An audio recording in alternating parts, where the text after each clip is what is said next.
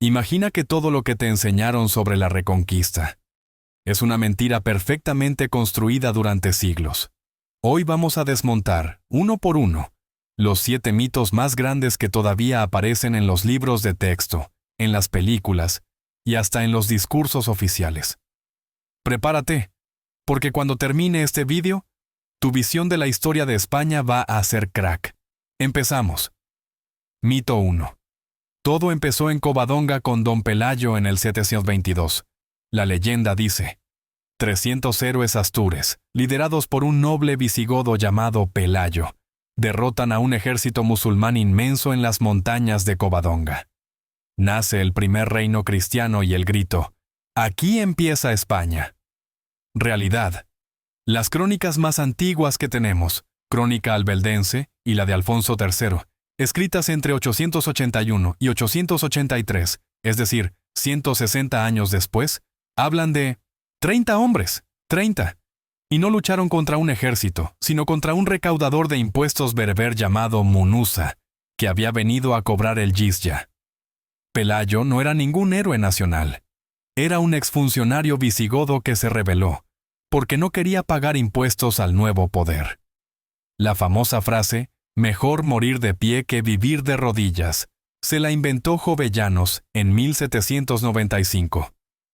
Covadonga fue elevada a mito nacional durante el siglo XIX por los liberales para justificar la Guerra de la Independencia, es decir, la batalla que supuestamente creó España fue inventada para crear España 1000 años después. Mito 2. Carlomagno y Roldán salvaron a los cristianos en Roncesvalles. En todas las películas aparece Roldán tocando el olifante, Carlomagno vengándolo. Realidad, Roncesvalles 768 fue una masacre para los francos. Los que destrozaron la retaguardia de Carlomagno no fueron musulmanes, fueron vascos cristianos. Sí, los mismos que hoy tienen icastolas y selecciones de fútbol. Carlomagno venía de saquear Pamplona. Sí, saqueó una ciudad cristiana. Y los vascos le cobraron la factura. Roldán murió, el emperador huyó y nunca volvió a pisar la península. El Cantar de Roldán se escribió en Francia 300 años después para vender la idea de cruzada contra el Islam. España no le debe nada a Carlomagno. De hecho, él tenía planes de anexionar el norte peninsular al Imperio Franco. Mito 3. Santiago Matamoros apareció en Clavijo y mató a 70,000 moros. Esta es la gran estafa medieval. La batalla de Clavijo del 844 aparece por primera vez en un documento del Arzobispado de Santiago de Compostela en el siglo XII, 400 años después. ¿Y por qué la inventaron? Para justificar el voto de Santiago, un impuesto que todos los reinos cristianos de la península tenían que pagar cada año a la Catedral de Santiago. El privilegio falso decía que Ramiro I de Asturias había prometido dar a Santiago el primer botín de todas las guerras futuras si ganaba la batalla. El Papa Juan XXII lo confirmó en 1320, y el impuesto se cobró hasta 1834, 600 años pagando por una batalla que nunca existió. Y la imagen de Santiago cabalgando y degollando moros se usó después en América para justificar la conquista. Doble negocio. Mito 4. Los reinos cristianos estaban unidos contra el invasor musulmán. Esto es de risa. En el siglo XI, Castilla y León se declararon la guerra 7 veces. Navarra y Aragón se aliaron con el califato de Córdoba cuando les convenía. Alfonso VI, el que conquistó Toledo, usó mercenarios musulmanes de Sevilla para hacerlo, y luego traicionó a su suegro Al-Mutamid. El Cid Campeador, el gran héroe nacional, pasó 6 años al servicio del emir de Zaragoza luchando contra cristianos. Cobró sueldo musulmán y todo. La Reconquista no fue una guerra religiosa. Fue una guerra feudal en la que los moros y los cristianos eran peones del mismo tablero. Alianzas, traiciones, bodas mixtas, todo valía. Mito 5. Los musulmanes eran extranjeros invasores. Táriq desembarca con 12,000 hombres. El 90% eran bereberes recién convertidos y hartos de discriminación en el norte de África. En menos de 10 años la mayoría de la población hispanogoda se convierte al Islam. ¿Por qué? Porque los no musulmanes pagaban el doble de impuestos y no podían heredar ni testificar en juicio. En el siglo X, en Córdoba, el 70-80% de la élite eran muladíes, descendientes de cristianos convertidos. El gran visir de Abderramán III era un eslavo cristiano convertido llamado Nájera. El califato no era una ocupación extranjera, era una revolución social que la mayoría abrazó voluntariamente. Mito 6. Los reyes católicos terminaron la reconquista en 1492 con la toma de Granada. Granada no se tomó por las armas, se compró. Boabdil firmó un pacto secreto con Fernando. Entregaba la ciudad a cambio de un señorío en las Alpujarras y 30.000 ducados de oro. Cuando salió por la puerta de las Granadas, los reyes católicos incumplieron todo. Lo desterraron a Fez y se quedaron con el dinero.